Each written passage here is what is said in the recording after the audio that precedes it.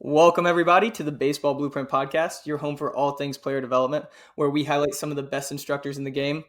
Today's episode is brought to you by Valley Sporting Goods, along with our new sponsor, Heater Sports. So make sure you check those guys out. There will be links in the description for discount codes for there. Use Blueprint 10 for Valley Sporting Goods and use code BLUE for Heater Sports for discounts on their products. Today, we are pleased to have Coach Joey Cunha here from the farm system. Joey, it's great to have you here, man. No, I appreciate it. Thanks, for letting me get on yours, man. Again, it's so funny. Even your whole intro and some of the things like very similar to how our podcast was as well. So I love it.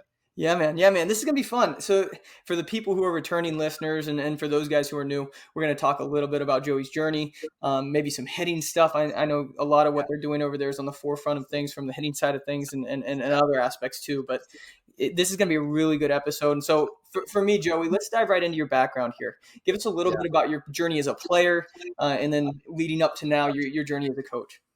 Yeah. Well, first I'll start, with my initial family.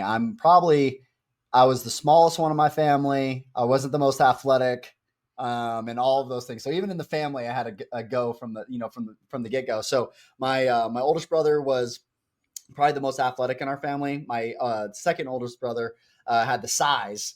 And then me, I didn't have either one of those. So I had to work for basically everything that we had. And then also too, just I grew up pretty poor. My mom kind of helped me get in just a slightly better school, and then I didn't really think I would ever be able to go to college. And then had some mentors and some people in my life at the time that inspired me that I could do it and kind of helped me get into those things. So I got to go play at a junior college in Northern California. They don't offer scholarships. I was just out there paying just so I could play college baseball, doing everything I could from that side. And so that was really fun. I broke my hand my sophomore year, had to have surgery, ended up sitting out that season. And then that was cool because it gave me a lot of perspective, kind of like the coaching side. I grew up in an academy from like my sophomore year in high school forward, though. So I kind of got in the private world, right, of like how these lessons and like training, and a lot of pro guys were coming in and hitting, and I got to sit there while like Jose Canseco or Frank Thomas, and I would or Mike Easler was there, like the hitting coach there. He's like 15, he played 15 or 17 years in the league, and then he coached like for another 15.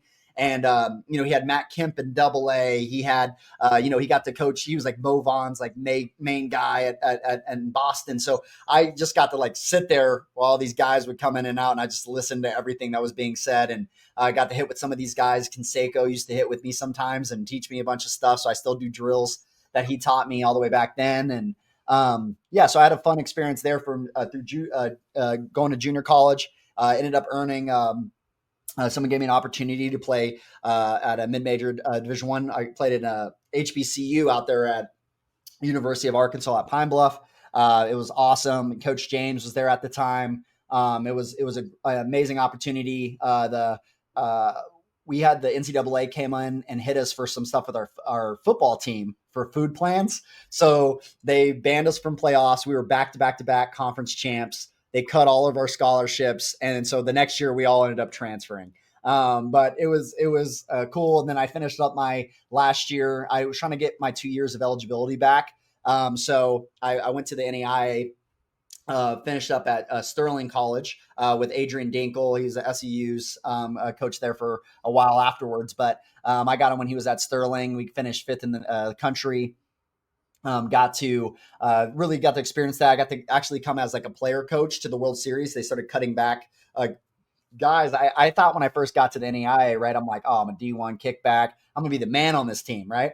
I got there. The guy in front of me, Bo, he was my business partner in the very beginning here with Even at the Farm. And he took a couple ground balls in front of me, and I go, I don't think I'm playing this year either. So no, yeah, he was the man. Our NAIA team was, again, would have beat a good portion of like 3/4 of probably Division I teams. We were just stacked and loaded with guys, which is typical for like the first like 10 teams in the NAIA. They're usually like really stacked almost at every level, right? The first 10 teams of D2s are really good. There's a grouping of really good D3 teams, a couple at the top that are, got some really nasty players.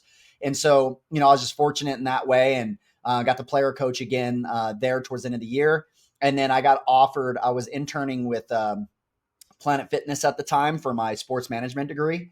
And then they offered me the GM job, and then I became the regional, and then I became a regional. Then I got promoted again, and I had the second most profitable region in the world. And it sounds amazing, but it was just a lot of work, and I was working crazy hours and all the things, and literally just kind of was upset with baseball at the time, and got away from baseball for about 2 years. And the guy that owned my academy back in the day called me and was like, "Hey, man, like."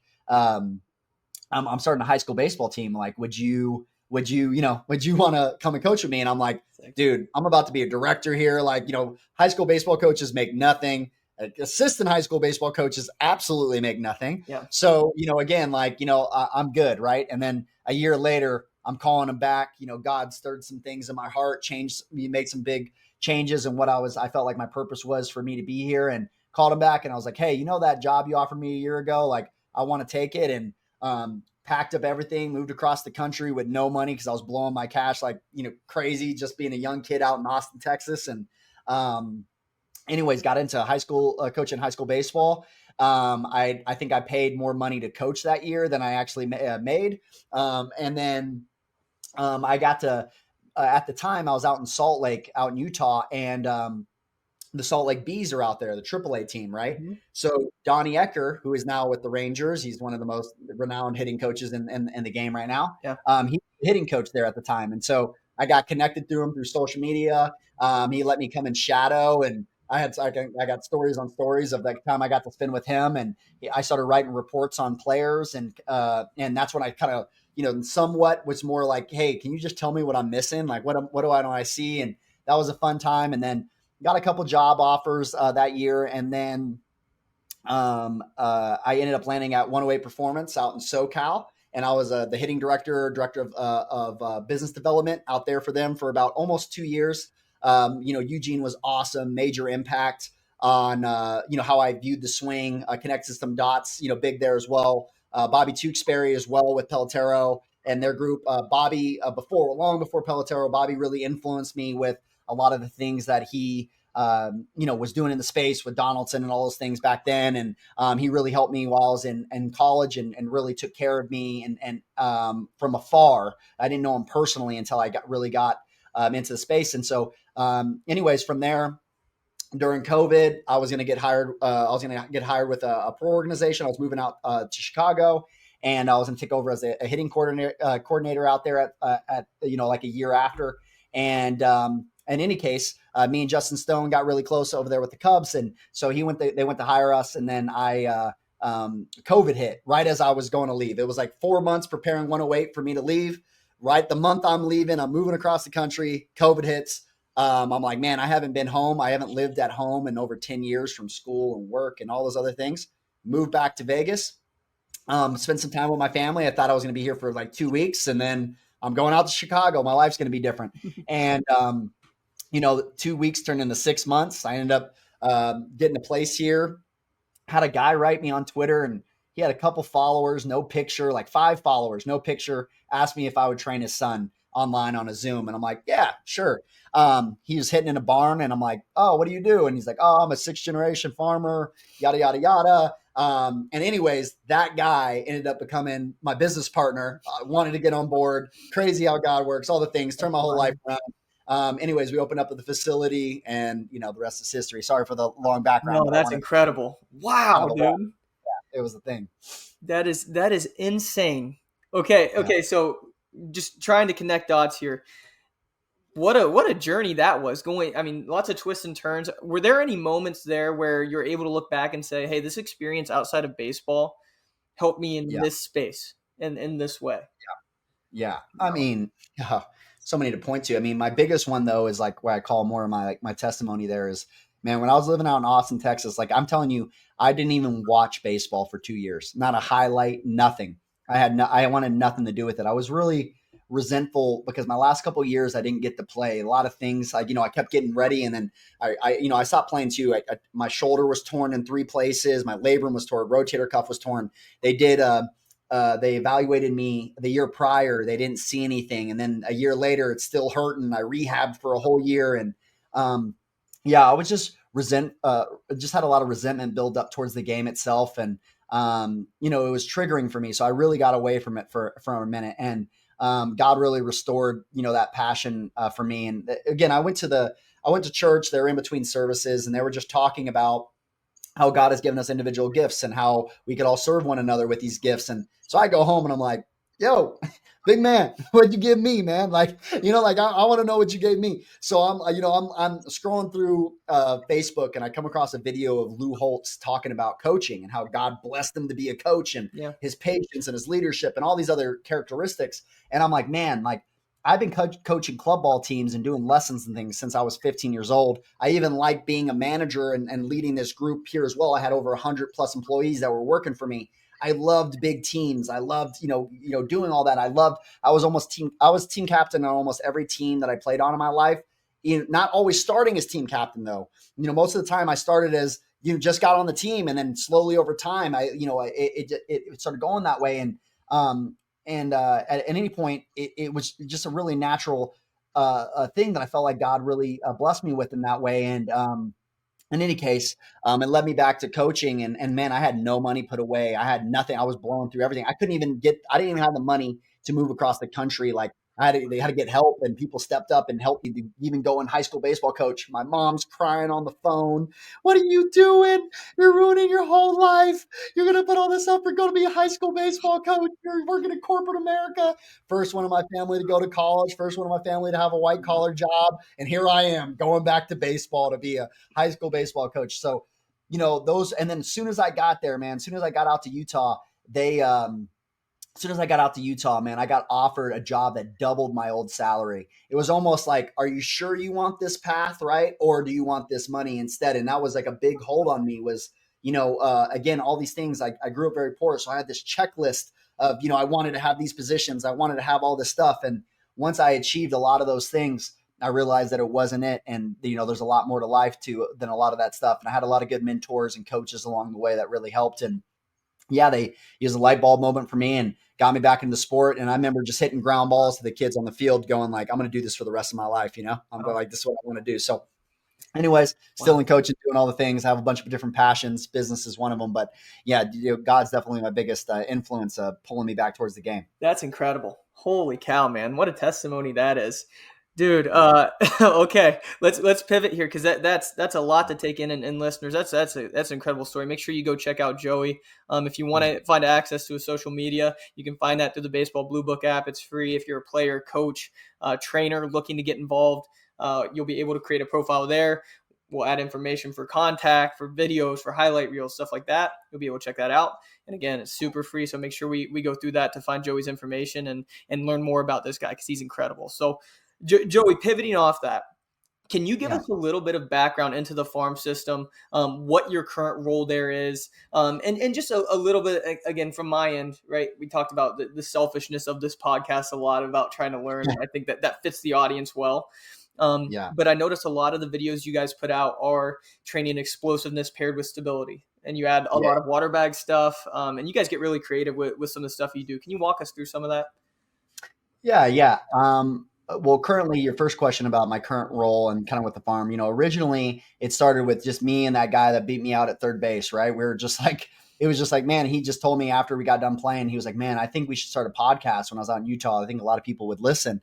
And so we started with a podcast, man, two $10 mics off Amazon. We were recording it on the phone. It was a weird, technology wasn't here where it is now, and we started with that. And then we came out with a membership, and then we came out with the farm boards, right? And then it just like, and then the courses, and now it's like, now we have all these different products, and now we do all these different things. And my role has changed dramatically. Sometimes, at times it was just part-time, what I did when I got home. And then now it's got to the point where, man, my skill set is so, like Cody, my hitting coordinator, he always talks about this all the time. He's like, man, like, it's funny because a lot of people think that you're just a hitting coach, but in reality, I see you do mainly the opposite of all of that every single day with running the business and products and understanding, all these different skills. Like, we're ordering from across the world and all these different logistics that we have to figure out, and running the business here with our curriculums and our education and the the business has pivoted so many different ways as we adjust to constraints and limitations in the world and society and all those things. So now, about, again, like Cody is amazing. He trains about probably 98% of almost every athlete that Wow. comes in this building now. It took him a long time, though. I want to give him his due credit. For about 2 years, he didn't train a single athlete, and all he did was shadow me. Okay. And then he really worked his way in, and then he got to the point where he fully, almost completely took over. And I only like pick and choose which clients that I have, and I only have somewhere around. I usually keep less than 10, Okay. and I get really deep with them, and we're really connected, and I stay with them throughout different years, different levels, and it's a lot of fun, and we get to do a lot of those things Awesome. now too as well. So on that first part, that's kind of like my role now. Is I'm definitely more CEO, more specifically, and like finding other ways and funding and all these other things that come into the business and communicating on social media and the face and all those things, right? Like for sure. But at the same time, again, I'm still hidden coach. I still do all those other things too. It's just my role has changed in that realm. When it comes to the farm specifically. Um, Look, man, I really, it came a lot from how I was as a player, which was I wanted to know why I was struggling. I wanted to know why I worked really hard. I was on the other side of that. People would tell you like, dude, like Joey would probably tell you like in college, guys would be driving home from parties and I'd be doing sprints in the street at 2 a.m. Like I was that guy. I was the try hard, true and true. Like I was obsessed. If I didn't care if you were there or not, I'm getting my work in. Like again, I wasn't fun. If you were playing against me, you hated me. If I was on your team, you might have liked me. Like I was when I was playing, like I was just so focused on just performing, and there was a lot with that. And I had to grow and mature through so much of that. And I had to play so angry when I played because it gave me confidence. And I learned these things as I matured of like where these things were rooted from. But in any case, that really dives into the heart of the company too, which is like about just helping. I think the underdog or someone just wants to get better. You just want to get better. And when the people are coming to us, they're typically not having the best season of their life. When they come to us, right, we're kind of like the specialist. We're kind of like, like, hey, like, again, we obviously have curriculums and educations and things for other coaches and all those things now. But when we're training athletes, a lot of times people are coming to us after the worst year that they've had. Yeah. Right. And so that's a whole nother task by itself. And so a lot of times, we go through that assessment process. We got to figure out what's the lowest hanging fruit. How do we get you results quicker? What's your exact situation? What's the context of what where you are as an athlete? And then we develop an individualized plan based on where you're at within all of those different contexts. And we do everything we can to help you. But at the end of the day, we're not magical pixie dust. I'm not making no promises to nobody. I'm going to do everything I can. I almost think about it like if you're going to go get surgery, right? If you're going to go get surgery, there's something going on, right? And then let's say you come in and you go to these doctors, you get a diagnosis, and they show you all the data, they show you all the stuff, right? They put it right in front of you, and you have an idea like, yo, if you're going to tell me some major thing is happening in my life and I have some major change, you better show me some backing. You Yeah. better show me data. You better show me some video. You better show me this or that. So we do that, right? We sit down, we use a lot of tech in here. We do all those other things. We come up with a profile. We connect the dots with them with wisdom. We can't go to higher ground before we come to level ground, Right. right? We need to get to level ground first, and then like let's get a plan together and let's move forward. And I'm going to do everything I can to help you, right? And so we're not afraid. Like you said, there's some things that look crazy on social media and people don't are missing a bunch of context, but we developed a lot of these things. The heart of everything is we're trying to do everything we can to help the athlete and to help them achieve what they want to achieve. And we're just constantly growing and getting better. If I disagree with something I did last week, well, then we won't do it this week. Right. And we're just constantly just trying to get better. That's so good, and it's funny. There's a trend with guys who take visits on this podcast, and I mean this evidence based approach is so helpful. And I think when you mentioned like you going into the situation of being the fix it guy with certain players, that evidence is a huge confidence boost as they start to see results in that space too. Because it's really Yeah. hard when you're in the training environment to say, hey, this is going to translate, but Yeah. then when you start to provide some kind of data that supports it, at least for me when I was a player, that was the big hitter for me. Mhm. Yeah, no, and also the big piece for us. The other thing is we have to identify why they are underperforming. A lot of times immediately, and I don't want to downplay movement because, everybody knows I'm a big movement guy. I'm not downplaying movement and your technique and how your body, your ability to get in and out of joints and all these other things. Like there's so much down that route.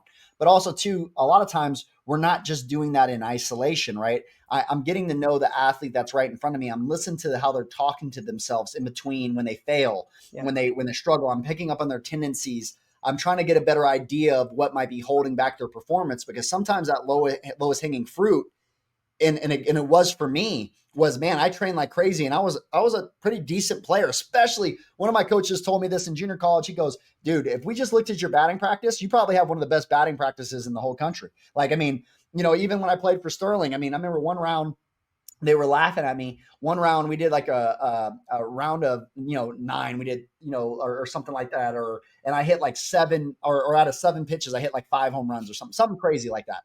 And they're like, but I didn't even start that day. Why? Because again, when the games and the lights turn on, there was things that were missing. And one of the coaches told me, Joey, when you just get out of your own way, you're actually a pretty good player, right? But like when you, this is his exact line, Joey, when you try, you suck.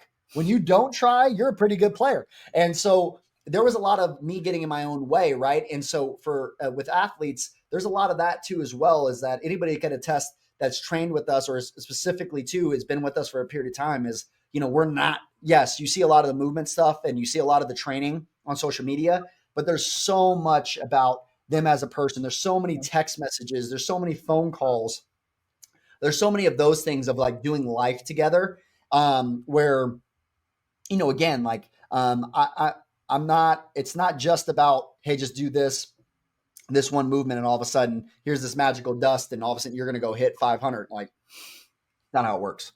Right. That's awesome, man. Dude. Okay. So let's take ourselves here. And this is a question I ask every guest on my podcast. And I'm really interested to see what your reaction here is. You could time travel back 5 years in the past. What 3 pieces of advice are you giving yourself? Ooh, that would have changed from 5 years to 5 years to 5 years. It matters where you stopped in my journey. 5 years ago, 5 years ago, some of the advice that I probably would have gave to myself, I probably would have time traveled back, is one, hey, like, trust where God's taking you. You don't need to know where you're going. Yeah. Like, he's got you, all the things we know to be true, right? But like, he's got you. I know it looks chaotic right now. I know that, there's a lot of moving pieces. I know X, Y, and Z, with it, but like, truly, like, again, trust where he's taking you, trust what he's got for you. And then also, another thing I probably would have gave myself advice on too, as well, is like, there was a lot of external validation. There's a lot of things that I was seeking from, with that as well. And I think that one of the things as well is just like, hey, just like, be you, right? Like, authentically you. And don't be so worried about the results. Like, don't be so worried about, just like, being the biggest, or the, the biggest business, or the, best hitting coach, or, any of those other things, right? Like, your authentic life where you'll really be happy is like just being who you are and learning with yourself, right? And let the pieces lie where they lie. You know what I'm saying? Whatever. Again, I always say, like, if at the end of my life, if I'm just known as a really good hitting coach, I feel like I'd fail. I feel like that's a failure. Yeah. And it's just because, like, if you just had a major impact on one person, like, is that not enough? In it of itself, right? Is that not a blessing in it of itself, right? So sometimes, sometimes it happens at somebody when they're 80 years old, and sometimes it happens when you're young, and you never know when that you have a chance there. And then also, I think the last thing maybe I would give myself to as well, is I think I had a hard time. And I was worried about relationships in the sense of, I was trying to hold on too long sometimes, right? And that goes in every multiple areas, friendships, trying to make certain things work, or people, mentors of mine, are doing other things, right? Like, of course we want this kumbaya, of course we want like love at the heart of all these things, but also too, in reality, like, not everybody's meant to be around forever, right? And you have seasons and you spend time together, and that's amazing. And there's all of those pieces too. And enjoy it while it's happening, right? Be where your feet are. Enjoy where you're at. Like I've had roommates that I loved. We have this intimate time in our life, right? And then everybody moves on, and we all go do our own things. And so enjoy like what's happening right then and there. I've gotten to work with some of my best friends. Majority of my business has been people that I'm really close friends with. And I've gotten to live life with them every single day. And that's such a blessing on all those things as well. But also too, right? Like, again, there is sometimes, God's pulling you different directions and you're trying to hold on to how things currently are or do, whatever. And I think, the better you can just accept where God's taking you, kind of what I said in the first time, I think, it can save you a lot of long nights, Awesome, man. Wow, dude. Let's that's a lot to take in. So again, that's something where a journey, and I mean just a testimony like yours that helps sculpt those ideas, man. That's incredible. So again, this has been awesome, Joey. Thank you to the listeners for tuning in here. I know you got something out of this. This has been really, really incredible. Again, thank you to the Baseball Blue Book Network for partnering with the show. Shout out to Valley Sporting Goods, Heater Sports for being sponsors. And Joey, man, thank you so much for being here. This has been a blessing, dude. Yeah, absolutely. It's been awesome. Thank you. Awesome, guys. Well, again, thank you for listening. We will catch you guys next time.